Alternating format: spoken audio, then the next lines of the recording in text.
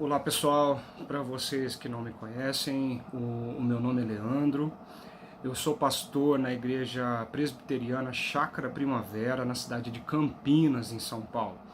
E é um prazer muito grande estar aqui com vocês para podermos olhar um pouquinho para aquilo que a Bíblia tem nos mostrar sobre as palavras que Jesus expressou enquanto estava na cruz. Eu queria convidar você a olhar comigo o texto que se encontra em Lucas, capítulo 23, versículo 34, uma das palavras de Jesus na cruz, ele dizendo o seguinte: Pai, perdoa-lhes, porque eles não sabem o que fazem. Eu queria chamar a tua atenção para algo muito importante que está acontecendo aqui. A cruz de Cristo, ela vem antes da história. A cruz de Jesus estava no coração de Deus antes da fundação do mundo. A cruz de Cristo dividiu a história, mudou o mundo, mudou a vida. A vida se divide entre antes de Jesus e depois de Jesus, entre antes da cruz e depois da cruz. Além disso, a cruz de Jesus é salvação. A cruz de Jesus é o único caminho para que o ser humano entenda o que significa amor, o que significa perdão. A cruz de Jesus não foi um acidente, mas a cruz de Jesus foi um plano de Deus.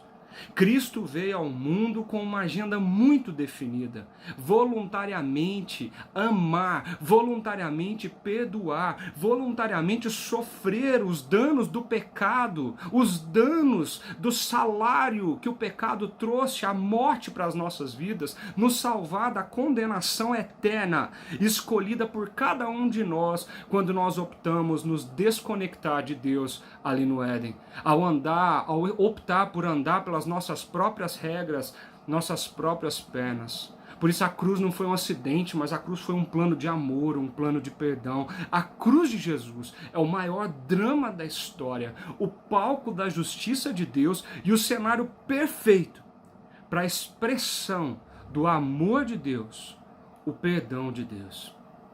Ele foi levado para a cruz. Ele foi entregue para a cruz. Jesus se entregou para a cruz, ele foi acusado, ele foi condenado, ele se deu nesse sacrifício. Jesus foi acusado por várias coisas ali. Jesus primeiro foi acusado por uma rebelião política da sua época. Ele foi acusado de ser o rei dos judeus e de ser contra Roma, de ser contra César, de ser contra o Estado, a ponto de ouvir darem vozes ali na cruz dizendo para ele: se você é o rei do judeu, então se salva. Jesus foi acusado de blasfêmia. Os judeus ficaram embasbacados ao ouvir Jesus se apresentar como filho de Deus, como o próprio Deus na terra. Jesus foi acusado de ser um impostor. Eles viram, mas não entenderam. Eles não ouviram, eles não conseguiram compreender a força e o poder da expressão do que Jesus estava fazendo aqui. Disseram para ele: desça da cruz, se és o Filho de Deus. Jesus foi acusado de ser um salvador, ao ouvir palavras condenatórias dizendo: salvou os outros e não pode salvar a si mesmo. Jesus foi acusado de usar indevidamente o nome de Deus e disseram coisas horrorosas para ele. Na cruz, naquele cenário, naquele palco perfeito para o amor de Deus ser explanado, ele foi abandonado. Jesus foi desamparado e abandonado pelo povo, o mesmo povo que viu os seus milagres, que viu levantando paralíticos e curando leprosos, agora zombam dele. Jesus foi desamparado pelos líderes, os mestres, os doutores da lei, aqueles que saberiam quem Jesus de fato é. Deixaram ele de lado. Jesus foi abandonado pelo próprio Pai. O universo se contorce de dor, o sol escondeu a sua face, as trevas invadiram o meio-dia, ele se fez pecado por nós, maldição por nós, ele bebeu o copo da ira de Deus. O que eu queria chamar a tua atenção nesses primeiros minutos é que quando tudo isso aconteceu com ele no madeiro amaldiçoado, Ele não respondeu nada.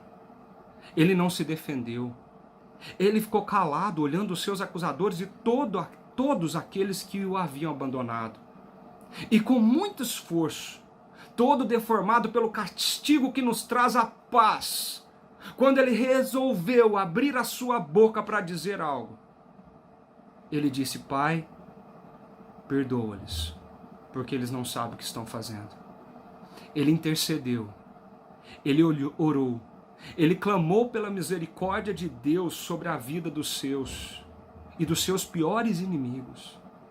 Ele nos ensinou o peso do amor e nos ensinou o peso do perdão.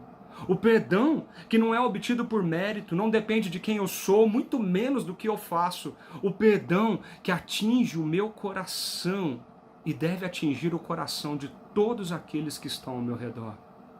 Por isso, meu querido, eu queria te convidar diante dessa palavra de Jesus.